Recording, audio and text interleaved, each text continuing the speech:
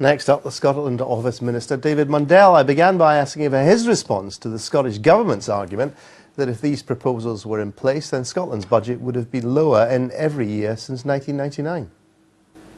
We reject that. I don't know where these figures have come from. I think in the comments that we've heard Alex Salmond making, it's just being made up. It comes from a philosophical view from the SNP that is in favour. No, it doesn't actually. It comes from calculations that they've made, that their chief economic advisor has made using the JERS report, which is produced by the British government. It's come from calculations which their advisors have been instructed to make by the SNP government, who oppose these proposals in principle because they support independence. They support a completely different way of doing this. So their contribution to this debate isn't intended to be constructive. It's intended to present an alternative. That's what they've done all along. They didn't contribute at all to the Calman process, which was a very detailed process.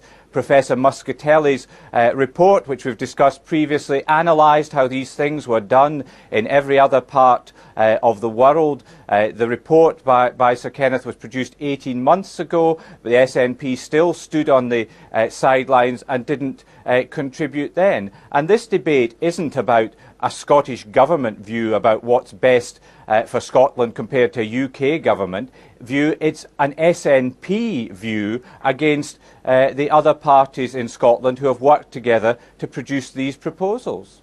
Yes, but they do have some points. I mean, for example, the argument that you can quite easily imagine circumstances where the Scottish government reduces tax rates here in order to promote economic growth, and as a result of which its own budget is cut and it produces more income tax revenue for the UK government. That does seem a rather perverse effect of this. What we've looked at is the various alternatives that are available if you are committed to keeping a united UK tax and benefit system, and that is fundamentally what is at the heart of our proposals. We don't want to wrench Scotland out of the United Kingdom. We don't want Scotland to have a separate tax system with all the costs and complexities that would bring, so that on balance, looking at all the alternatives that were available in other countries around the world that operate devolved settlements, we believe that this is the fairest for Scotland, but its fundamental benefit is that it gives the Scottish Parliament 35% of its revenue under its own control, and to which it will be accountable to the people of Scotland. No system is perfect, but what we've looked at is finding a system which gives Scotland a say in how much income tax is raised from the people of Scotland, the Scottish Parliament the choice in terms of determining the level of funding of public services, but the benefits of staying within the United Kingdom.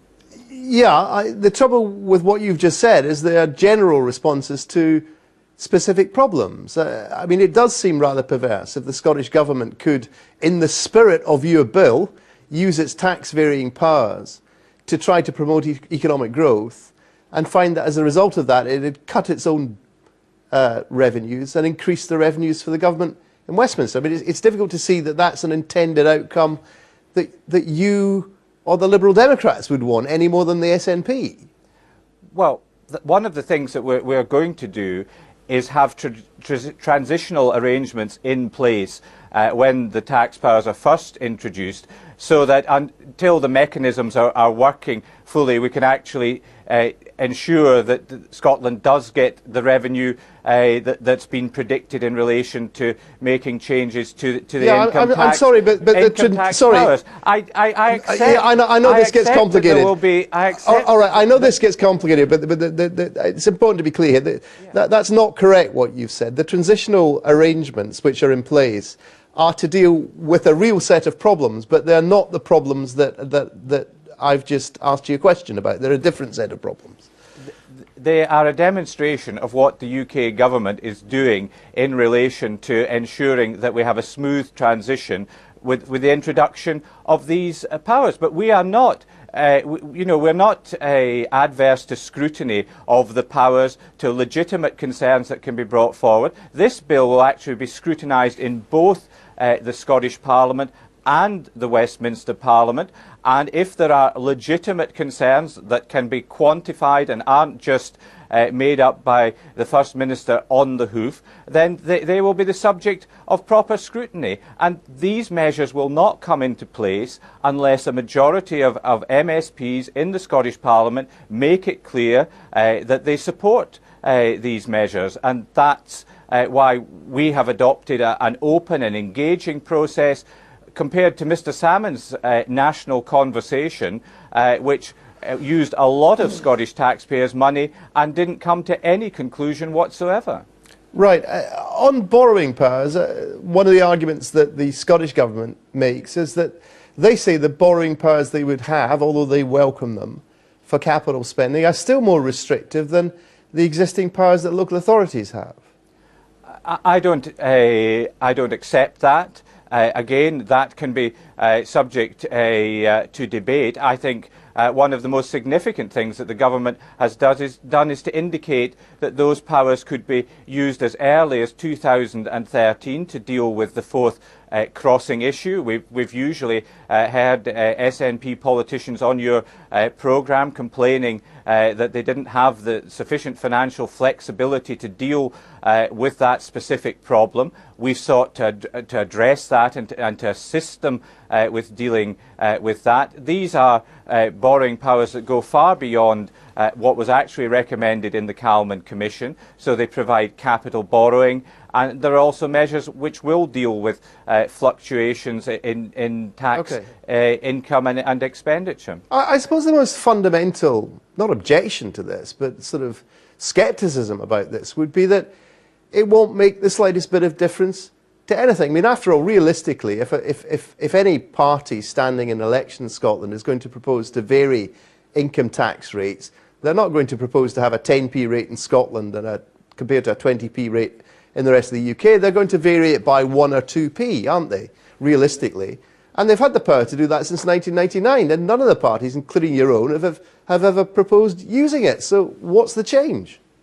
The change is that parties in Scotland will have, I think, a much clearer process for making those changes. Years. But Gordon, what they will also have to do is that they will have to specifically put on the 10 pence even to bring it back up to UK but from the point of view of the public, rates. it will just mean no change. There will have to be a debate and discussion in the Scottish Parliament about what the appropriate rate of expenditure on public services but if all the parties, as they've done up until now, just say, well, we don't want a different income tax rate here from the rest of the UK, then we're exactly back in the situation we've been in for the last 10 years. Well, firstly, I think it's a perfectly legitimate decision for parties to say that. But these proposals allow parties, if they believe that there should be additional expenditure in Scotland, to come forward with those proposals.